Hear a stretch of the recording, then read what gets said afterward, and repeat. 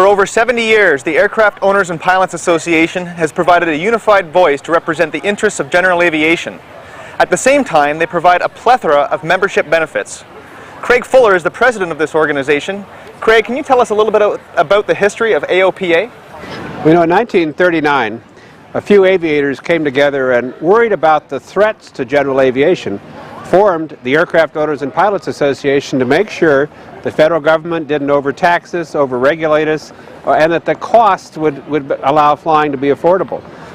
In many ways, those initial concerns are the same kinds of concerns we have in front of us today. It all happened at Wings Field, just outside of Philadelphia. Another big role that the AOPA fulfills is really speaking for general aviation.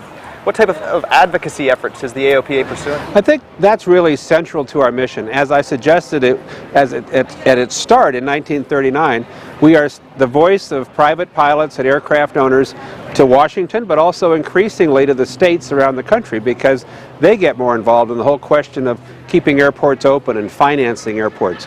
But we are there to make sure we're defending the rights of the 412,000 members that we have around the country. As the fourth president of AOPA, what's your background in aviation? Where did you come from? You know, it's sort of hard to believe after over 70 years I'm only the fourth president.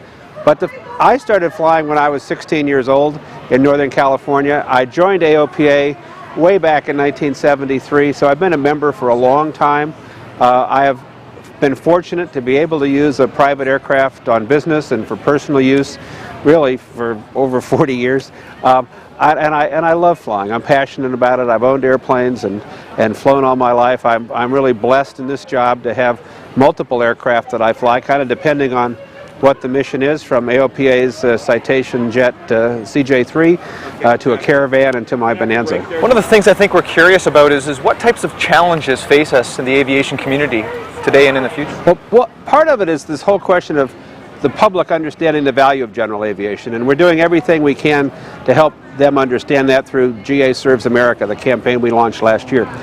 I think the other challenge we face is that 15, 20 years ago, there were over 800,000 people in the United States who had a private pilot's license and a medical certificate, meaning they were eligible to fly. That number's dropped below 600,000 at the beginning of this year. And we have to do two things. We have to both attract people to flying, get them interested in flying, but we also have to make sure that when they're interested, they can successfully go through a flight training program. Almost 70% of the people who try to learn to fly drop out of the process before they become a private pilot. Now, I'm hopeful that the light sport aircraft that are now becoming available, they cost a little less, they're a little easier to fly, the training program is a little shorter. I'm hopeful that that will both attract people and make it easier for them to get that private pilot certificate so they can begin flying and experiencing it at a little bit less cost. Where can someone go if they wanted to become a member of AOPA? Well, you know, becoming a member of AOPA is probably the least difficult thing you can do. Simply go to our website at www.aopa.org, and all the information is there. If you know, we attend events like the one we're at sitting here today in Oshkosh, Wisconsin, and so people can come to see us at various events. They can call us on the phone. We're very anxious to see people sign up. Membership is really only $45. It kind of opens the door to, as you said, a plethora of services, and it really provides access to people that will help you at whatever stage you're at in your flying. Now, AOPA has a lot of different ways that they communicate with both the pilot population, and I think you're trying to reach the public population as well. We are. We have, of course, our first concern, in a way, are the 412,000 members we have. But really, to serve those members, we have to have a reach that's broader than just that. And so we are experimenting with other kinds of communication. Our magazine, Pilot, goes to our membership, but our flight training magazine is available to the public. And then electronically, we're doing a lot more with ePilot that goes to our members, is accessible to others. 5 days a week, we publish Aviation eBrief, which is kind of encapsulates the news across the nation about general aviation and how it's being used. It's really reached over 200,000 people, and about 40,000 of those are not members. Many of them are on Capitol Hill, because I know they get it in Washington and across the country. But we're looking for more ways to reach more people, and we've even launched our own live streaming webcast, AOPA Live, over 300,000 unique viewers in 160 different countries are now watching what we're putting on AOPA Live at shows like AirVenture here in Oshkosh, and then really on a weekly basis out of our headquarters in Frederick. That's fantastic. Another thing that I've noticed a lot as we look at the beginning of the 21st century, governments are talking about changing how things are funded, and I know that you've played a very personal role in those sorts of debates. Well, I'm very committed to the notion that general aviation is a critically important part of our national transportation system. It creates commerce, it creates economic opportunity, and provides jobs. And therefore, it's a very legitimate aspect of federal funding. It deserves federal funding. We have fought efforts to try to impose more costs on the people who fly, who use aircraft, because we think right now through the taxes we pay on aviation fuel, the taxes we pay on our aircraft, we're supporting a lot of the infrastructure that supports the aviation community. We don't want to see further burdens put on general aviation that will curtail flying and also curtail this very important part of our economy. We think there's a good balance, in other words. And I was very pleased, frankly, that the Obama administration backed away from a proposal that would have really put billions of dollars of new costs on the aviation community. And I think they saw the wisdom of the argument. They withdrew that proposal that they'd contemplated earlier. We kind of hope that stays buried for some time. Do you have any exciting plans that you'd like to share with us in terms of new services, programs, that kind of thing? What's the future of AOPA looking like? Well, first and foremost, we're going to continue to be strong advocates on behalf of pilots. We're going to be very strong as communicators to our membership and to others about general aviation. But I really want to try to build the community of people who are interested in and are around aviation. We've been looking at and exploring what we're calling AOPA lifestyles, having concluded that most pilots have at least one other interest besides flying. We're looking at things we might do to bring them to us, to AOPA, maybe have shared experiences, whether it's sailing or golf, or we have a wine club now. We're trying to say to people, look, we're an interesting group of people. Come join us, be part of us, and find others in our community that have shared interests. And I think that's kind of exciting. So we'll see how that goes. The youth is a really important part in trying to engage new members into aviation. What are you doing in terms of getting young people involved? You know, you're absolutely right about how important it is to attract young people to aviation. And we have to do a better job of letting people know how exciting this is. You come to a place like AirVenture in Oshkosh, and you see so many interesting kinds of aircraft. Just down the way is an aircraft called Icon. It's an amphibious light sport aircraft. It's being developed in California by a team of people who are really trying to reach individuals who want to have fun with an airplane, who can learn to use it safely without going through some of the complexities that might be required to fly other larger aircraft. I think there's a lot to that. So we are encouraging light sport aircraft. We actually have on site here our sweepstakes airplane this year is a Remos, a light sport aircraft that our staff is flying.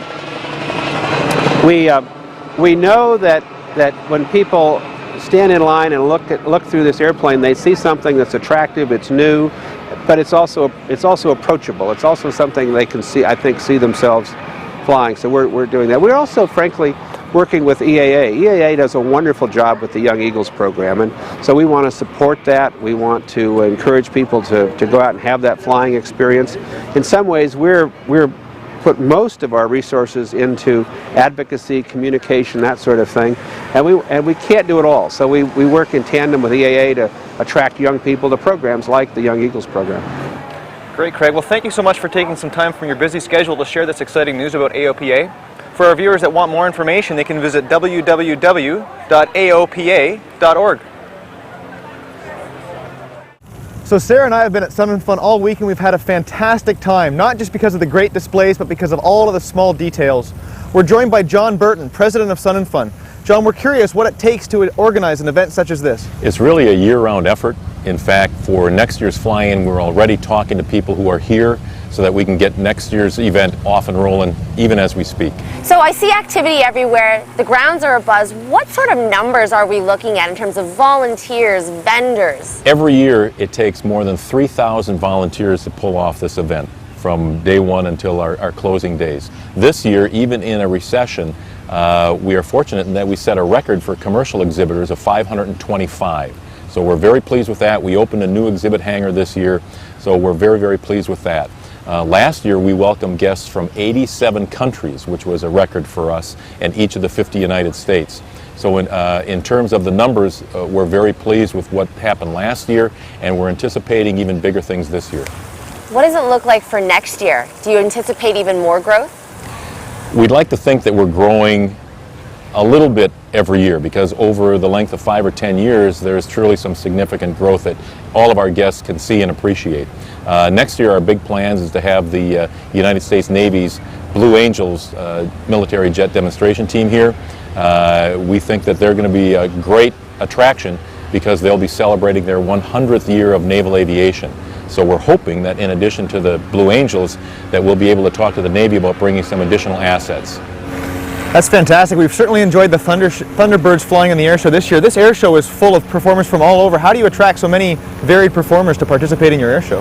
We attract a lot of performers because fortunately our event kind of traditionally kicks off the aviation season. So there are a lot of air show performers who really want to come to Sun and Fun because they can line up either sponsors or other air shows later in the season.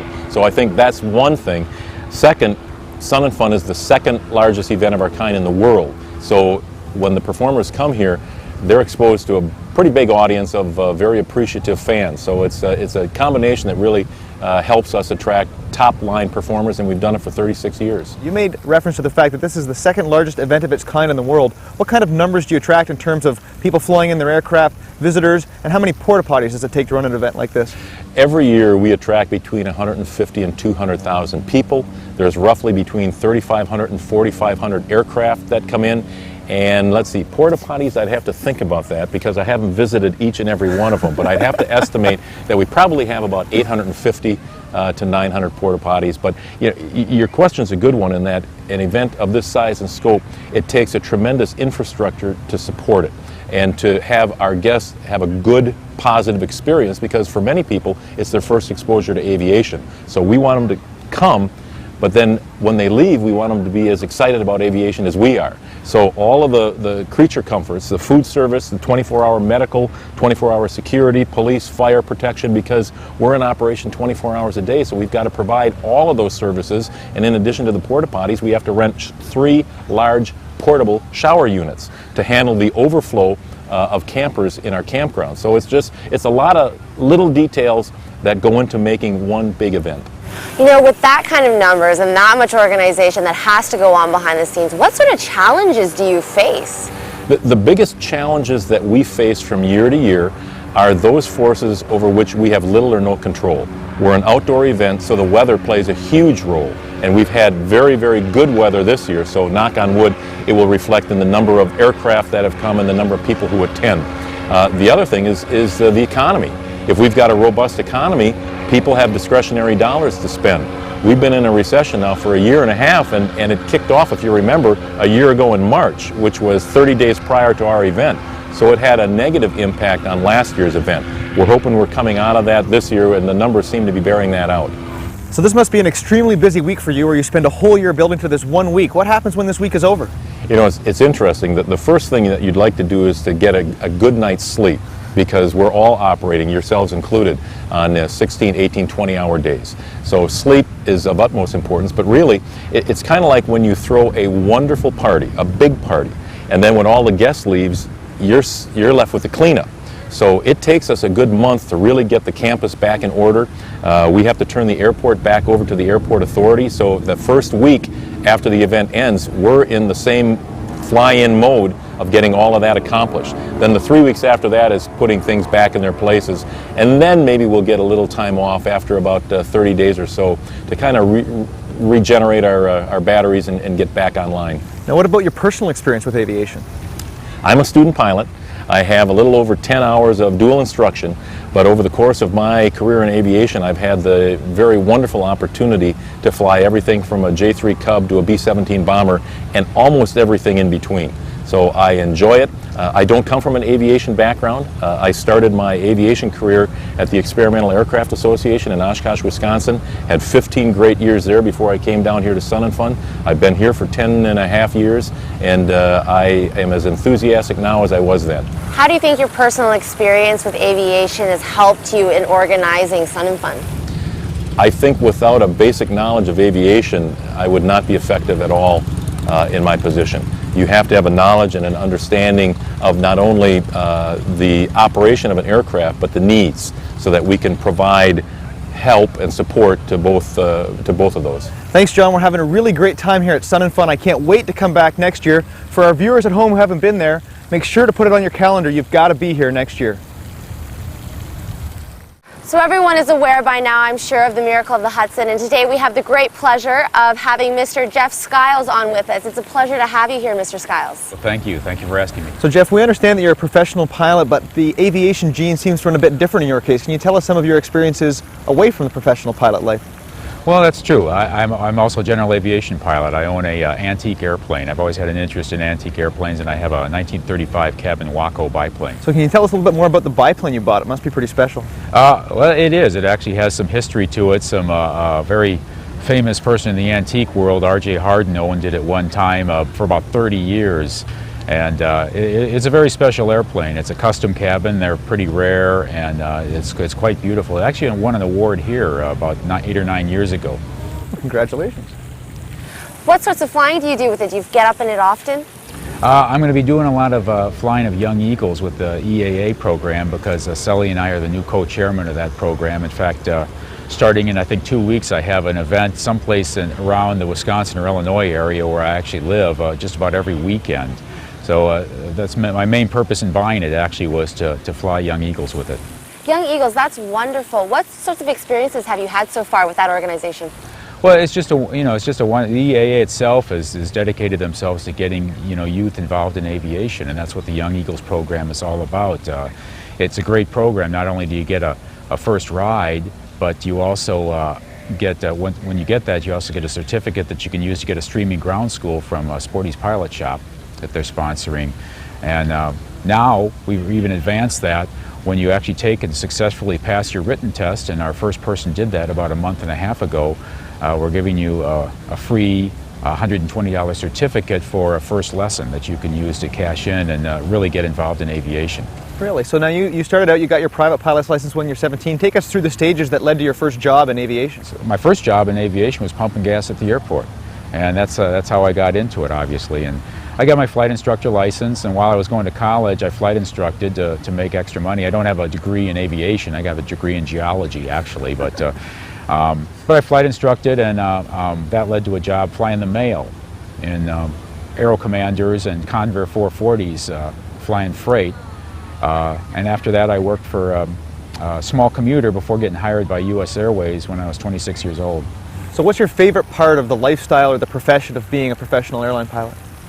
You know, it's something that gets in your blood. People, flight attendants too, once you've done it, people leave, but they tend to come back just because the concept of sitting at a desk all day in a normal job is so foreign to us. We're used to always going places, and I mean, there's advantages and disadvantages, but you're used to that kind of lifestyle of, you could be working on a Saturday or Sunday or even Christmas, but on the other hand, you might have off on a Wednesday or Thursday.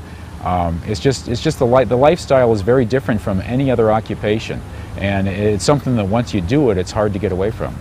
So we're curious, Jeff, you had just started on the A320. What experiences did you have leading up to that? Well, I've been working for U.S. Airways for 24 years. I started out as a flight engineer on a 727, which they still flew then, and I became a first officer on that. And when they parked those airplanes, I flew DC-9 for a long time. That's still my highest time aircraft, DC-930. I was a captain on the Volker for a number of years, a Volker 100. And right prior to being trained on the A320, I was a 737 first officer for about 8 years. So now what kind of 737 did you fly before the A320? Do they have similar capabilities as far as FMSs and flight decks go? Well, they didn't have similar capabilities as far as that, but I flew the 737 300 and 400 models, which are an older model, so they really predated the technology of the Airbus. The Airbus is actually very similar to the technology that the Volker 100 had that I was a captain on, so it made the transition easy when I learned it. Did you find it difficult jumping in from aircraft to aircraft, or do you think the experience has sort of bled into learning the new systems? Well, in the airline world, I actually have flown relatively few airplanes. Most people jump airplane to airplane much faster than that. But obviously the A320 is and the Volker 100 are the most sophisticated airplanes I flew. I did get the opportunity to fly the A380 last fall. They invited us, both Sully and I, over, and Sully went in June and I went over in October to Toulouse, France, and actually got to fly the airplane for 2 hours. Not just the simulator, but actually fly in the airplane, and that was quite something. But the philosophy of Airbus is that the systems are the same, the cockpit is the same, and while we fly the 330s and the 330s, which is a larger intercontinental airplane, and the 320s, which is a smaller wide body, the cockpits are extremely similar. When you get in one, you actually have to probably be trained on the airplane to figure out which one you're in, because the differences are so minor. Now the A380 is another 25 years newer technology, but it still followed the Airbus philosophy. And it was so easy and it was so intuitive that I spent 2 hours in a cockpit procedures trainer, which is a simulator that doesn't move because their simulator was down, and then another 2 hours in the airplane. And even the fact that it's the biggest 4-engine airplane in the world, I would say, give me a ground school in the systems, and I would feel confident taking a type ride in the airplane. It was that easy to figure out, that intuitive to fly. So now what kind of things did you do to fill up 2 hours of flying around in an Airbus A380? Well, they have a whole profile that they take you through to show you the capabilities of the airplane. You go up at altitude, and they want to show you the fly-by-wire concept, which of course I am familiar with, the fact that you can't stall it. So you go do what they call an alpha max, alpha protect maneuver, which shows you that capability, how it will automatically, if it gets near a stall, it will automatically take over. Auto throttles will go to maximum, that kind of thing. Then we came back in, did a normal ILS, and did a touch and go. It's the only touch and go I've ever done in a jet aircraft. But of course I had a test pilot there, Terry Lutz, who's actually a former Northwest pilot, so he's an American, who was flying in the right seat, and I had a test flight engineer. So they said, just land the nose wheel, stand the throttles up, we'll take care of everything else, and when we say go, go. So they'd raise the flaps and reset the trim, and then they say go, back to toga power, take the airplane off into the air. And the A380 actually compensates for engine failures. So that's one of the new things on that particular model of airplane, is that it will allow you to yaw 7 degrees, I believe it is, so that you can identify which engine it is, and then it automatically puts in the throttle to compensate beyond that. So it automatically compensates with rudder for an engine failure. That's incredible. Those systems are so advanced. What would you say the biggest difference in flying, the feel of the flying between the 320 and the 380 is? There really isn't any difference, because being a fly-by-wire airplane, they can program them to fly any way they want. It flew very similar to the 321, which is the largest of the small body airplanes. It's very long, so that the 321 actually flies differently than the 320 or the 319, and the 380 was very similar to that.